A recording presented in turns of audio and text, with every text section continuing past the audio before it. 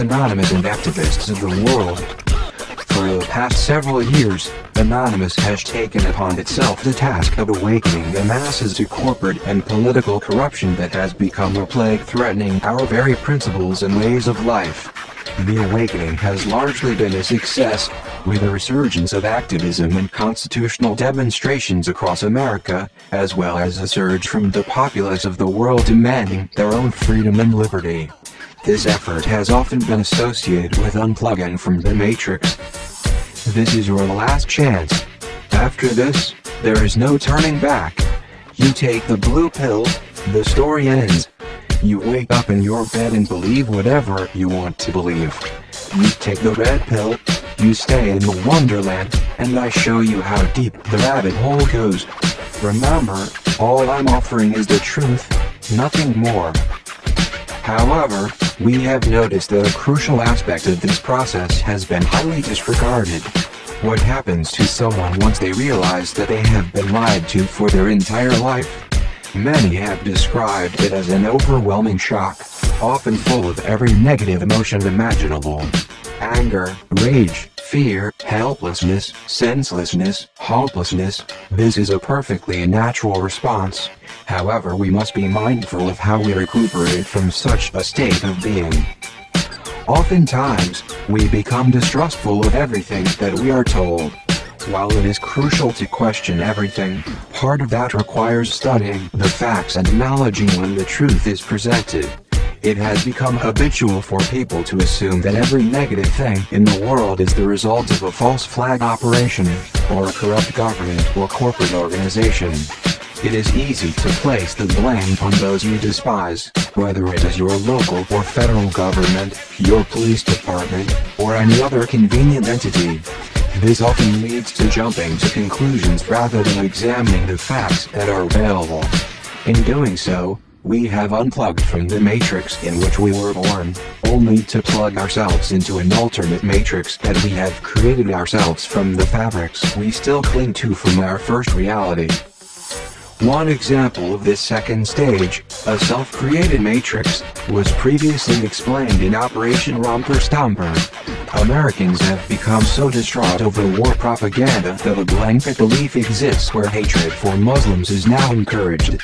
If one changes their viewpoint after studying the facts about the alleged infiltration of our government by the Muslim Brotherhood, one would quickly realize that this descendant of the Third Reich is supported by other forms of the Nazi menace that ravaged the world during World War II. The very same entities that were funded and supplied by United States corporations in order to turn war into the for-profit business that we know today. Despite what your evening news may tell you, this is not that of a people or religious agenda any more so than previous belief systems. The obvious sign of being stuck in one's own matrix would be the numerous people who inform others that Osama bin Laden was an asset for the CIA, that 9/11 was an inside job, and that the United States has been training and funding ISIS, all while simultaneously warning you about the evil of Muslims and the terrorist religion of Islam. Such arguments provide a direct contradiction to each other that appears to go unnoticed more often than not. Another clear example would be the public reaction towards officer-involved shootings, and in some cases murders. We have a growing issue in the United States as well as the world where life often resembles that of a police state.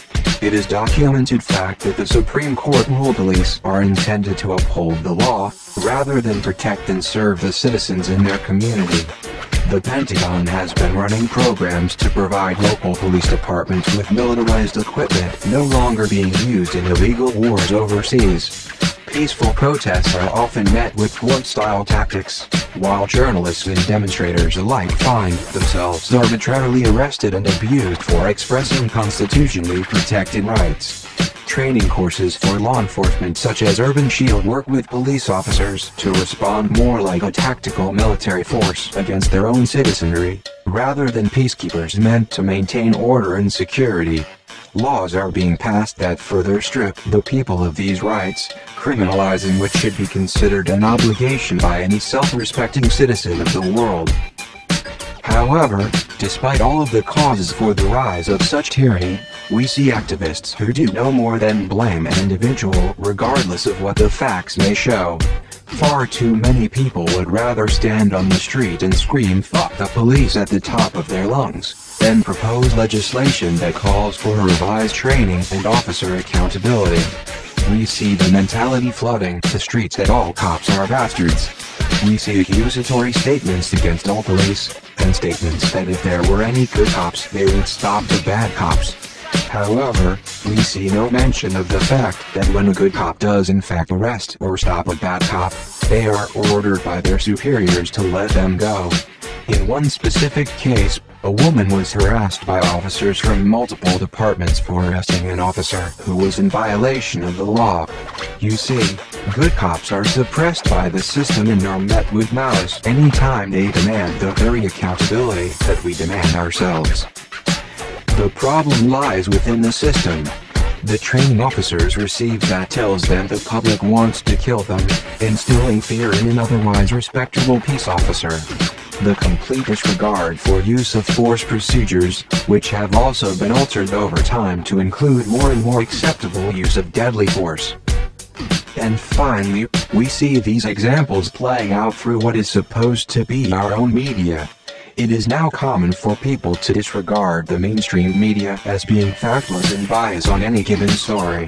We often criticize media for taking things out of context and manipulating a story to suit their own opinion rather than presenting the facts without alteration. We know that nothing is fair and balanced because all too often a story with multiple facilitators only has one side. There is always more than one side to any story, and it is a conscious decision to pretend there is not. Unfortunately, we are now in an age where our own independent media sources are guilty of the very practices that are condemned against the mainstream media. We are stuck in a paradigm where we have decided the truth from an early stage, and rather than evaluating the evidence available, people would rather seek out only the information that confirms their beliefs. Sense of integrity has been lost. Credible source material has become rare. For many, the line between news and satire has been practically eliminated. The worst of all of this is that we as a movement have allowed this to happen. These are the reasons that Anonymous North Texas has decided to launch Operation Matrix 3. You have had your time to unplug from the first Matrix. You have fed off of emotion and bias that created your own second Matrix. Now, it is time to unplug completely. Truth is indisputable, opinion is not. Anonymous is an idea. It is the idea that truth shall prevail. It is the idea that bias should not dictate our lives or the lives of anyone else. It is an idea that everyone, regardless of occupation, race, religion, or background, has the right to justice, to freedom. It is the idea that humanity is one. It is time to stop letting our emotions override rational thought. It is time to stop letting the system divide us amongst ourselves. This is not us versus the police, it is not us versus veterans and active duty military, it is not Christian versus Muslim, it is none of these things that the media would like you to believe. It is us versus a system that has become corrupt. It is time to return to truth and fact. We are Anonymous, we are Legion, we do not forgive, we do not forget. Operation Matrix 3 engaged, expect us.